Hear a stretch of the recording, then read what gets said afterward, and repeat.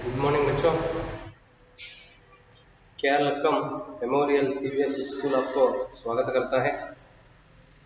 जो कल हम 8वीं कक्षा के तलाश मतलब भारत की खोज में भारत की खोज किताब में तलाश दूसरा भाग, तो नेहरू जी तो भारत देश के भूतकाल के बारे में हम चर्चा कर रहे हैं। मतलब भूतकाल में क्या वैभव था, तो अब प्राचीन काल में वह वैभव खोया है, वो किस तरह खोया, पूरा गया है या अभी है। तो ऐसे अनेक विषय नेहरू जी हमारे साथ चर्चा किए थे, वह हम देख रहे थे। आइए बच्चों, आगे क्या कहते हैं, किस विषय के बारे में हमें समझाने के लिए नेहरू जी कोशिश किए हैं, देखेंगे। आइए बच्चों, देखेंगे नेहरू जी आगे क्या कहते हैं।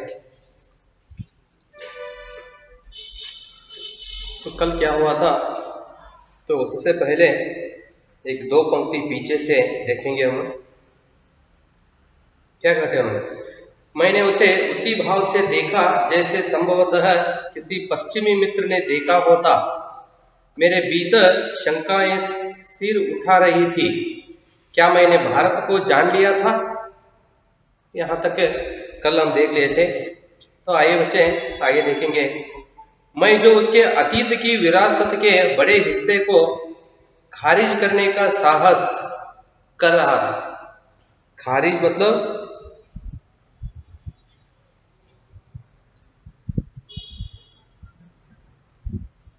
खारिज खारिज मतलब बीच छोड़कर, बीच में छोड़ो।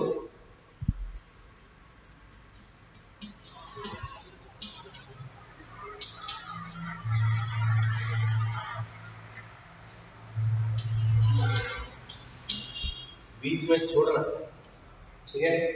देखो, उन्होंने नेहरू जी कहते हैं, मैं जो उसके अतीत के विरासत के बड़े हिस्से को बीच में छोड़ने के लिए मतलब खारिज करने का साहस कर रहा था।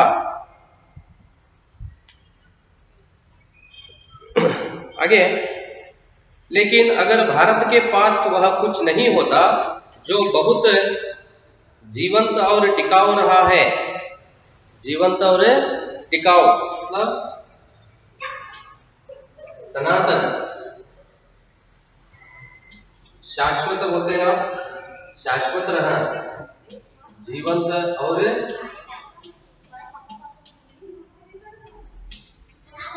टिकाऊ मतलब सनातन, ठीक है। नेहरू जी कहते हैं, अगर भारत के पास वह कुछ नहीं होता जो बहुत जीवंत और टिकाऊ रहा है, वह बहुत कुछ जो सार्थक है, तो भारत का वजूद उस रूप में नहीं होता। उन्होंने कहते हैं कि जो भारत में या भारत के पास, तो इस देश के पास कुछ नहीं होता जो बहुत जीवंत और टिकाऊ रहा है। मतलब भारत के पास जो नहीं है वह क्या हो गया है, बहुत सनातन है, मतलब शाश्वत रहा है। वह बहुत कुछ जो सार्थक है, बहुत कुछ जो सार्थक है, तो भारत का वजूद उस रूप में नहीं होता। देखो, वजूद मतलब अस्तित्व,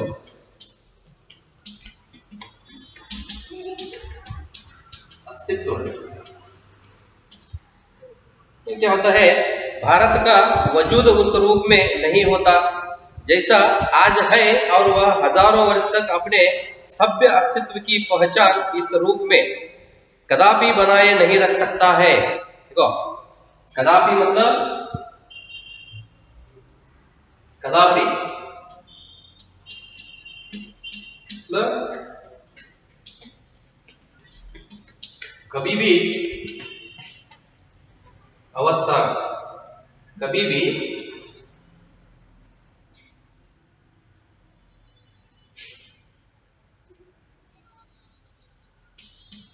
कभी क्या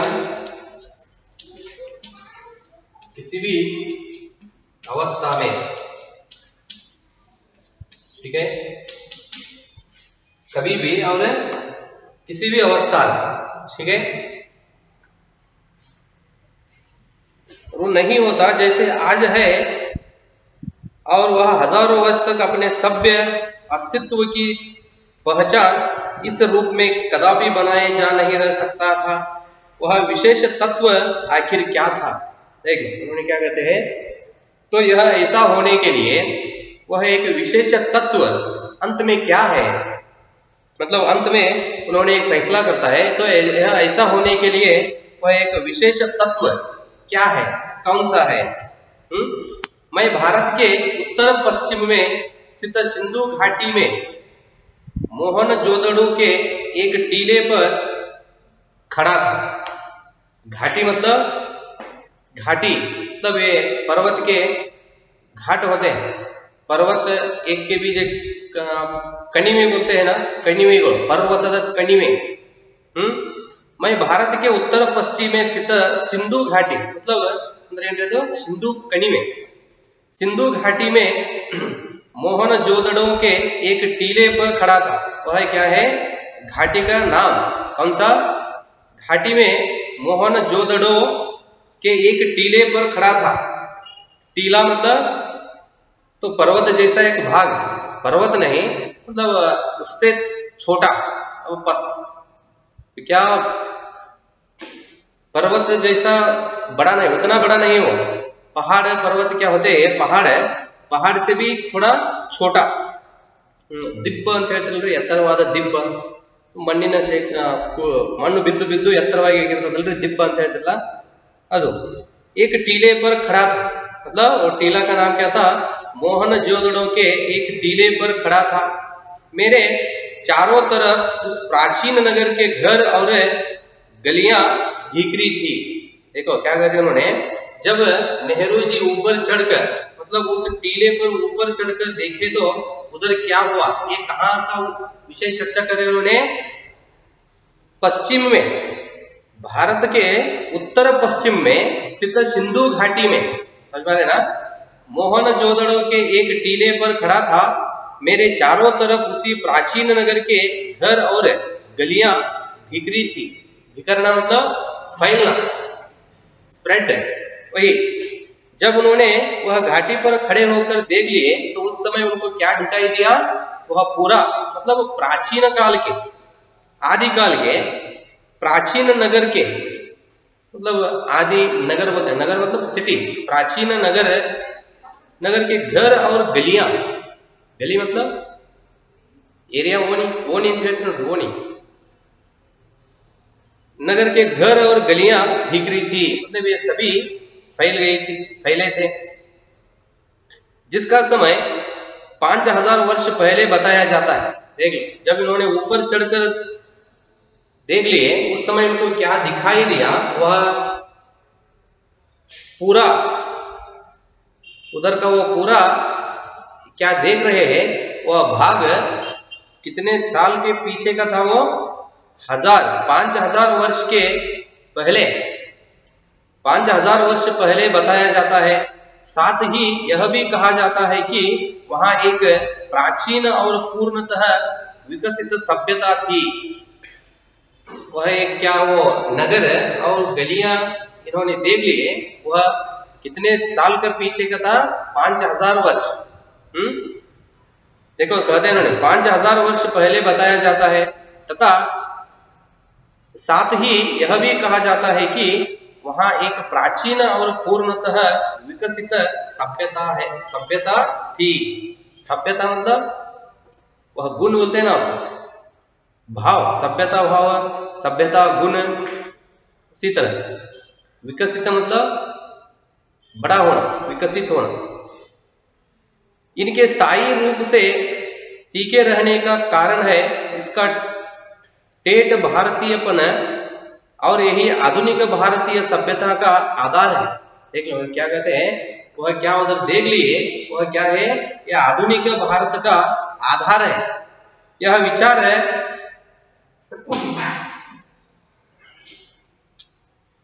यह विचार आश्चर्यचकित कर देता है कि कोई संस्कृति या सभ्यता इस प्रकार 5-6 हजार वर्ष या उससे भी कुछ अधिक समय तक निरंतर बनी रहे। तो यह देखते ही उनको बहुत आश्चर्य हो जाता। नेहरू जी क्या कहते हैं उन्होंने, तो इस तरह संस्कृति और सभ्यता 5000 वर्ष या उससे भी कुछ अधिक समय तक निरंतर बनी रहे। मतलब यह सभ्यता और यह संस्कृति 5000 वर्ष से पहले से इस तरह निरंतर मतलब लगातार बनी रहे। मतलब तो यह इस तरह बनते आ रहे हैं, तब विकसित होते हुए आगे चल रहा है या आ रहा है, यह सोचकर उन्होंने आश्चर्य हो जाते हैं। यह विचार आश्चर्यचकित कर देता है कि कोई संस्कृति या सभ्यता, ठीक है, इस प्रकार 5-6 वर्ष, 1000 वर्ष या उससे भी अधिक समय तक निरंतर बनी रहे, वह भी बराबर परिवर्तनशील और विकासमान रहकर।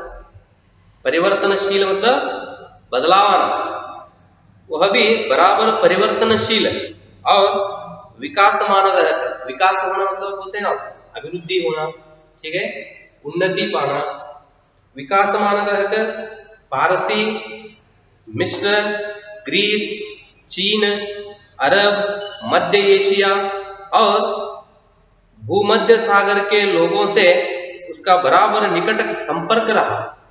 देखो यह सभ्यता और संस्कृति क्या हुआ, भारत का इस तरह अनेक देशों की सभ्यता और संस्कृति के बराबर मतलब इक्वल, बराबर निकट संपर्क था। मतलब उनके साथ क्या था, वो संपर्क, मतलब कांटेक्ट में बोलते हैं ना, उसी तरह संपर्क रहा। तो कौन कौन से देश है, दो उदाहरण दिए उन्होंने, पारसी, नेक्स्ट मिस्र, ग्रीस, चीन, अरब, मध्य एशिया और भूमध्य सागर के लोगों से, मतलब उस देश में वास करने वाले लोगों से उसका बराबर निकट संपर्क रहा।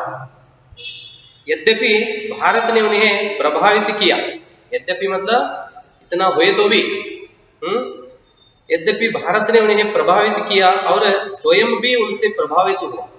भारत देश अपना सभ्यता और संस्कृति से इन सभी देशवासियों को प्रभावित किया।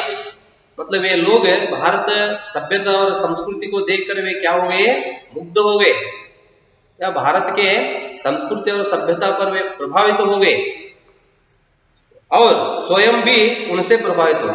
खुद भारत भी उन लोगों का सभ्यता और संस्कृति देखकर भारतवासियों भी क्या हो गए, प्रभावित हुए। फिर भी उसका सांस्कृतिक आधार इतना मजबूत था कि वह हिला नहीं।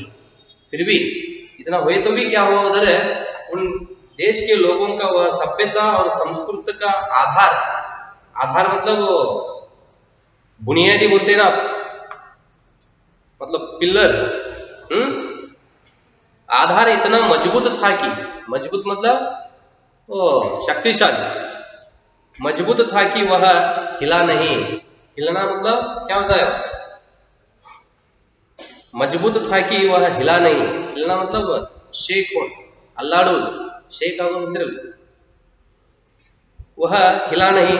इस मजबूती का रहस्य क्या है, वह एक ऐसा संस्कृति और सभ्यता इतना बलवान होने के लिए, ठीक है, शक्तिशाली होने के लिए वह रहस्य क्या है। जिस देश का है, ऊपर जो देश के नाम दिए हैं उन लोगों का संस्कृति और सभ्यता, ठीक है, वह इतना मजबूत होने के लिए क्या कारण था, क्या रहस्य है। उन्होंने कहते हैं, मैं भारत का इतिहास और उसके विशाल प्राचीन साहित्य के कुछ अंशों को पढ़ा। नेहरू जी कहते हैं, मैंने भारत का इतिहास, हिस्ट्री और उसके विशाल प्राचीन साहित्य के कुछ अंशों को पढ़ा। मुझ पर विचारों की तेजस्विता, भाषा की स्पष्टता और उसके पीछे सक्रिय मस्तिष्क की समृद्धि ने गहरा प्रभाव डाला। नेहरू जी कहते हैं, क्या कहते हैं उन्होंने, मैंने क्या किया, भारत देश के, ठीक है, कुछ प्राचीन साहित्य और कुछ अंशों को पढ़ा। तो वह साहित्य को नेहरू जी पढ़े मुझ पर। तो जब उन्होंने वह साहित्य पढ़े तो उस समय तो विषय क्या विषय पढ़े थे उन्होंने, वह विषय उन पर बहुत प्रभावित डाल दिया। विचारों की तेजस्वीयता, भाषा की स्पष्टता, उसके पीछे सक्रिय मस्तिष्क की समृद्धि ने, मस्तिष्क मतलब माइंड बोलते हैं ना, मेदुलु, ब्रेन, पीछे सक्रिय मस्तिष्क की समृद्धि ने, मतलब ब्रेन में क्या हो रहा है, समृद्धि है, उन्नति पाया है, मस्तिष्क में क्या हुआ है, समृद्धि ने गहरा प्रभाव डाला। जिस तरह वह अभिवृद्धि या समृद्धि पाया है, वह विषय नेहरू जी पर क्या हुआ, बहुत प्रभाव डाल दिया। मैंने उन पराक्रमी यात्रियों के साथ भारत की यात्री की जो सुदूर अतीत में यहाँ चीन तथा पश्चिमी में मध्य एशिया से आए थे और अपनी यात्राओं की दास्ताना छोड़ गए थे। ठीक है बच्चों, वहां तक रहने दो। तो नेहरू जी भारत के संस्कृति और सभ्यता के बारे में बता रहे हैं। जिस तरह प्राचीन काल में लोग भारत देश के संस्कृति और सभ्यता देखकर क्या हो रहे थे, वे मुग्ध हुए थे, या यह संस्कृति उन लोगों पर प्रभाव डाल दिया। तो ऐसा यह संस्कृति अब क्यों कम हो रहा है, उसके लिए क्या कारण है। ठीक है, तो इस तरह अनेक विषय हमारे साथ उन्होंने चर्चा की है। तो आगे का विषय क्या है, तो और उन्होंने किस विषय के बारे में बोलने के लिए हमारे साथ कोशिश कर रहे हैं, यह सब विषय हम तो अगले कक्षा में देखेंगे बच्चों। धन्यवाद।